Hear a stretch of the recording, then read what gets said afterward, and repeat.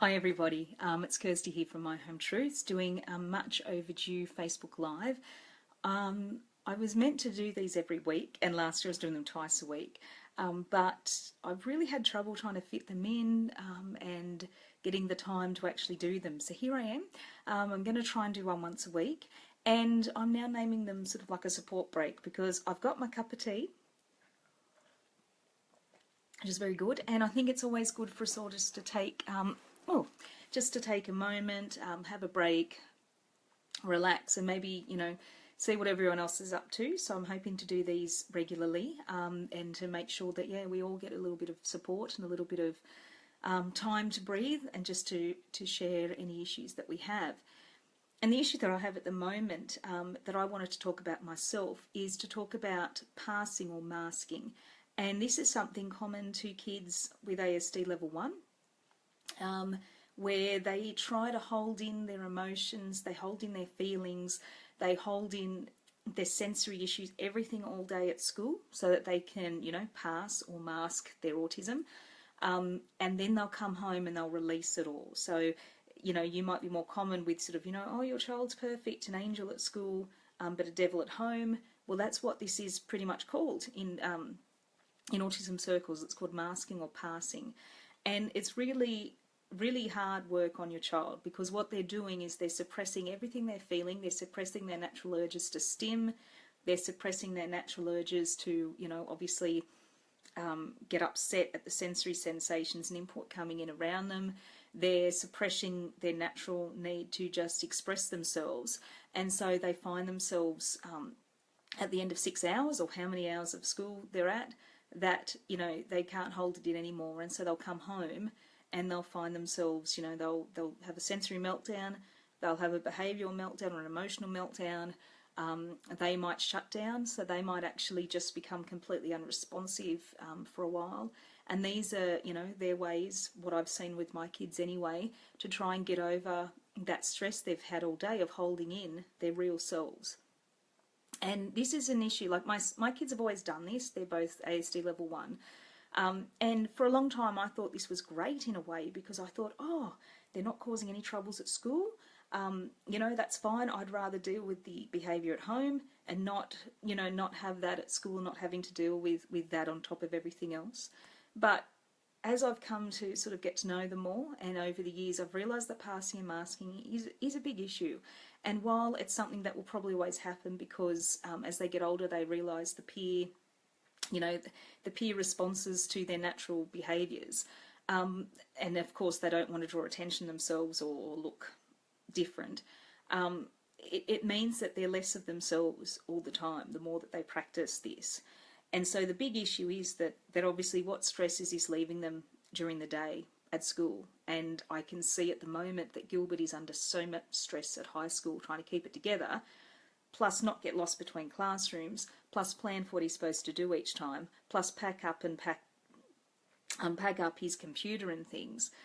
And meanwhile, sort of trying to shut out all the sensory issues, all of the emotional stuff that's going on. He's nearly a teenager. There's all these hormones happening. It is just, I really worry about him at the moment and his mental health and his anxiety.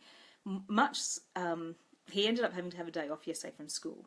And it's his first day he's had to have off, and it was because over the weekend he had a series of meltdowns and he expressed that he wouldn't be able to hold it together. He wouldn't be able to hold it in his words. And that's his way of telling me he just couldn't do the masking. He couldn't do the passing on Monday. So, I feel bad for him because obviously he's putting this anxiety on himself. Like he's not able to express that during the day. So I've got to try and find ways to help him to do that in a healthy way after school. Because to be honest, in reality, in real life, in the social sphere, our kids will always want to put their best face forward. They will always want to be, look as, not as typical as possible, I guess. They don't want to draw attention to themselves where they can help it. But that is obviously having a huge impact on their mental health.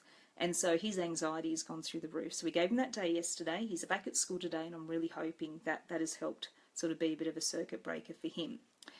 But the second issue that happens with passing or masking is not just the toll it's taking on our kids, and I am going to write a post about that because it's really bothering me at the moment. I don't know what level of anxiety is normal.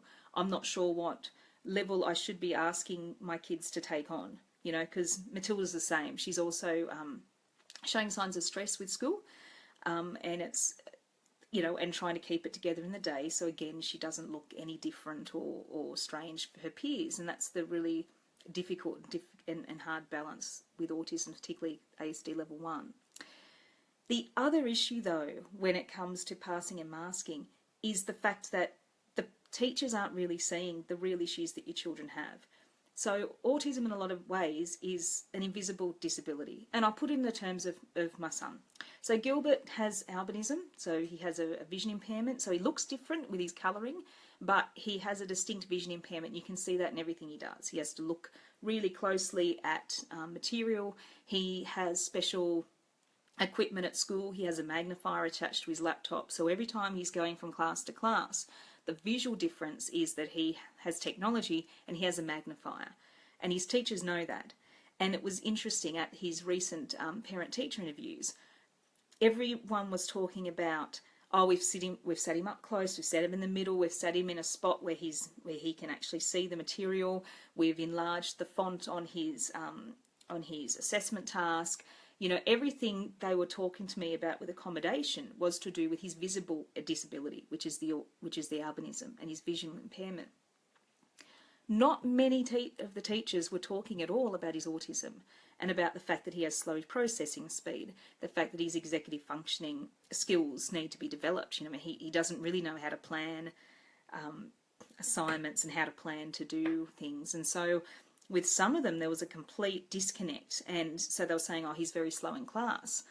And I'm saying, yes, but he's on the spectrum. So he takes information in a bit more slower, takes a little bit more time to process it, but he gets there.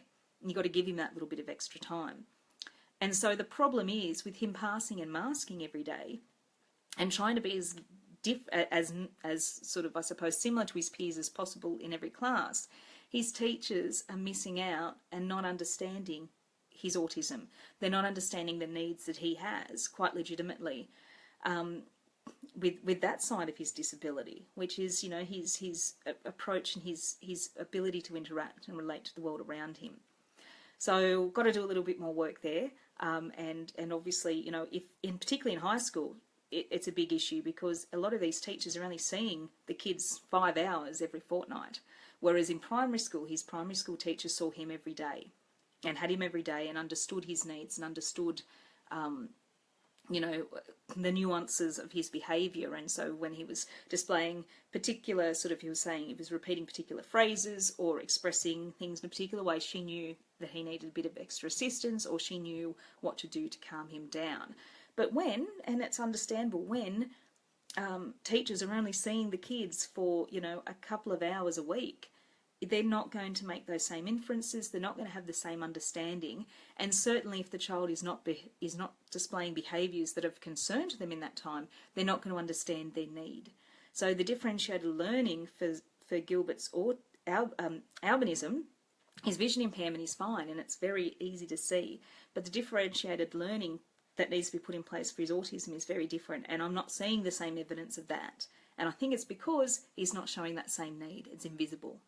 So they're the main issues with passing and masking, and I just wanted to get it out there because I've been sitting on this and worrying about this and trying to work out, is it, as a parent, and I'm not on the spectrum, but as a parent, is it fair for me to ask my kids to mask? Is it fair for me to put them in that position where they feel they need to? I don't know. And it's I don't think there's an answer to that, and I think our kids will do what they feel is best. But I suppose as a parent, I feel a responsibility to their mental health and to their general health and well-being. And I just hope that the current stress that particularly Gilbert is under will reduce, because it's really hard to see him in this state and to see him come home and to not want to interact. He's not wanting to go out at all. He's not wanting to go and do anything on the weekends. It's interacting with every part of his life, and our life as a family too. And I'm really hoping that this is sort of a more settling in issue and that he will find this balance and he will find that ability to deal with that anxiety. But in the meantime, it's taking a big stress on him, and I suppose that's sort of what I worry about as a parent. You know, when I see that he's doing all he can to fit in and to not show or bring attention to all of his issues, but in doing so, I think his teachers are missing out on his needs and are not really addressing them. So what I've done in the wake of the parent-teacher interviews, where I saw that obviously they're dealing with his vision impairment, not really dealing so much with his autism needs, I've sent emails off to Aspect, who helped with his transition process last year. So I've said, look, you might have to come back in and have a chat and see how he's going and see if you can make any suggestions to the teachers for how to make it easier, you know, for Gilbert to keep up and to you know, to do what he needs to in class. And then also sending some information off to his vision team as well, because one part of the feedback that we got was he's taking a long time to set up his computer and to put it back down again. So this is actually impacting then on his learning time as well. But that's not all just for his vision, that is the autism impacting on him as well.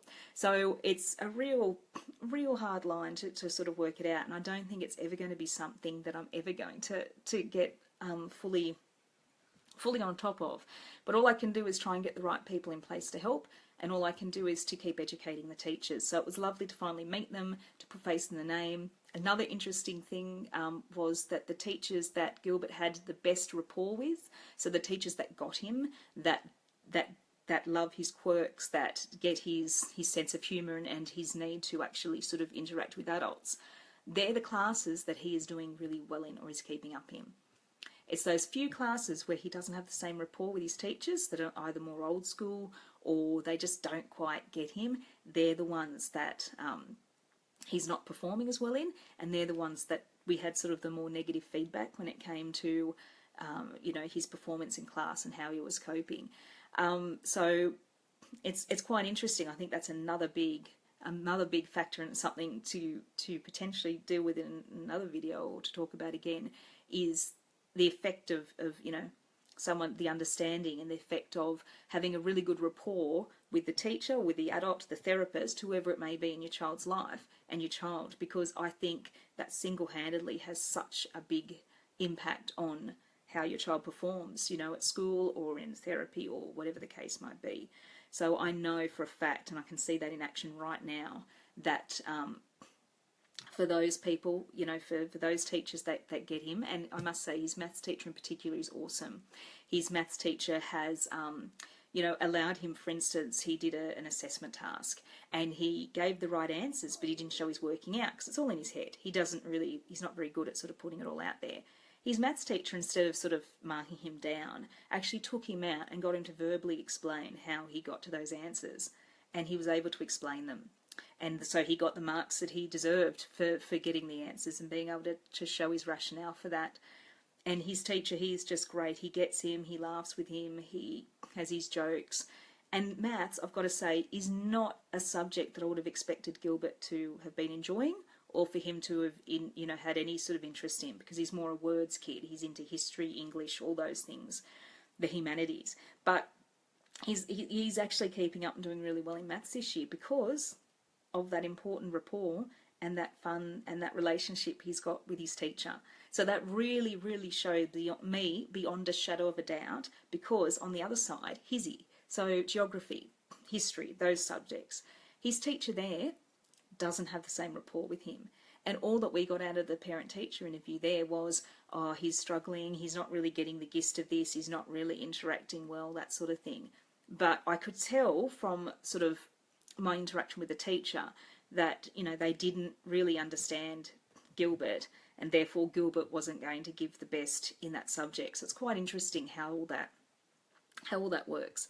But the importance of the teacher is really, I think you can't underestimate that, as is the importance of really getting your teachers and school to understand the real needs of your child. And as I said, as I found this year, you know, sure, when the disability is visible, far easier. And as I said, when we went to all those parent-teacher interviews, everyone was talking about giving Gilbert enlarged text, where he was sitting in the class, giving him that time to set up his computer, trying to differentiate learning for that. but pretty much no one except for maths and a couple of others talked about how they were dealing with his processing issues with his autism, or dealing with his executive functioning and explaining and scaffolding and breaking down assignments for him. So yeah, I think that's something that I'm learning more of, and I'm hoping to be able to share some more tips with you sort of as I go along and as the year progresses. But so far we're going okay. I'll be very happy for the end of the term. Only a few more weeks to go now. We're in the really nutty hard end with assessment tasks, which are not loved at all by my son. He doesn't like at all doing stuff at home, but it's one of those things that we've had to work on and teach him to do. So if we can get through this term, fingers crossed, we'll be in a better state of mind for the rest of it. But yeah, so I just wanted to talk a little bit about that today. But yeah, just keep an eye out if your child is doing passing or masking, which is putting on a front at school and trying to do the best they can there, but then coming home and letting it all out, because I really think that there's a lot of anxiety and a lot of issues that we as parents need to deal with in that case, and it's important for us to be aware of the level of stress that our kids are under. So there you go. So yeah. So thank you again. I'll try and do, as I said, I'll try and do a video once a week as I can, and I'll try and do it with a cup of tea so we can all come together and support each other and have a bit of a support break. If you've got any questions, let me know. Message me, comment under this, I don't mind at all. But all I'm trying to do is trying to share my experiences as a parent and trying to, to share what I can do as we go along. So hopefully I'll see you again soon. Thanks so much. Bye.